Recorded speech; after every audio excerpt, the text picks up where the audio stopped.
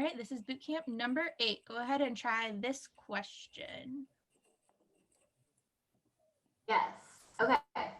The failure of bicyclists to obey traffic regulations is a causal factor in more than 1/4 of the traffic accidents involving bicycles. Since inadequate bicycle safety equipment is also a factor in more than 1/4 of such accidents, bicyclists are at least partially responsible for more than half of the traffic accidents involving bicycles. All right, so what is that saying, Katie? It's saying that bicyclists not obeying traffic regulations is a factor in more than 1/4 of traffic accidents where bicycles are involved. And then not having adequate safety equipment, so I'm thinking not having helmets, is also a factor in more than 1/4. So if we add those together, that means that bicyclists are responsible for more than half. Excellent. We're saying, hey, 1/4 of the accidents come from traffic or not obeying traffic regulations. 1/4 comes from not wearing the right equipment. 1/4 plus 1/4 equals 1/2. So that must be, so bicyclists must be for more than 1/2 of the involvements. Kamani, what's our conclusion? Bicyclists are at least partially responsible for more than half of the traffic accidents involving bicycles. Awesome. And then Jemmy, what's the goal of a Flaw question? What are we trying to do? It's more or less like a weekend question. So we are trying to figure out what is the weak part in the between the premise and the conclusion. Yes. And what is your weak part referring to? Oh, weak part means the not the correct support. Like there is a why the support doesn't guarantee the conclusion, right? Conclusion, exactly. Yeah. Yeah. So like, why does this? We're trying to find the answer choice that explains to us why the support does not equal the conclusion. Excellent. I think everybody got C. Was there any that we were debating between? I was first going through this. I thought in my head it was definitely not C, D, and E, but that was right. I was between A and B, but C was the right answer. Yeah, why is A wrong because of the motorist? Yes, let's get to, okay, we'll go over A and let's talk about C. What predictions did we make here? Did anybody, once they read it, see the whole and then make a prediction? Cora, did you make one? Well, the first thing I was thinking of is, so we're talking about obeying traffic.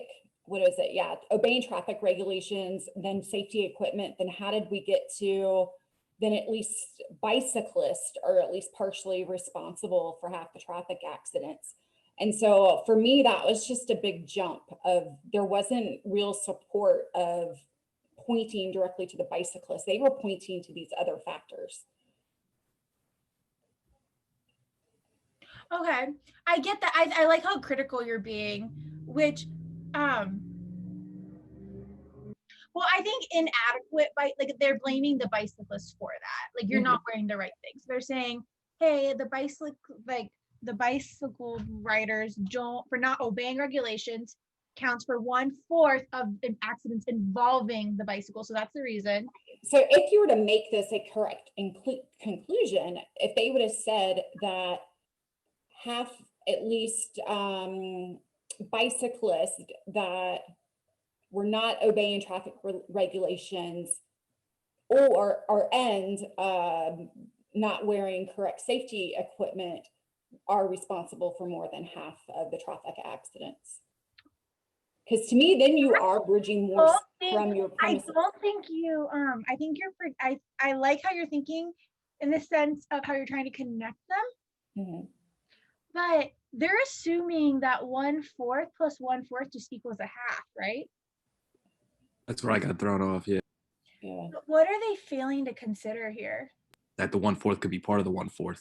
Yes, there could be an overlap. That's what I was going to ask you. Like, can't the sentence after for the inadequate, but like, what if they're in the same scenario? But like, I guess that's what C is saying. Once I write the definition down of this type of flaw, I'll notice it.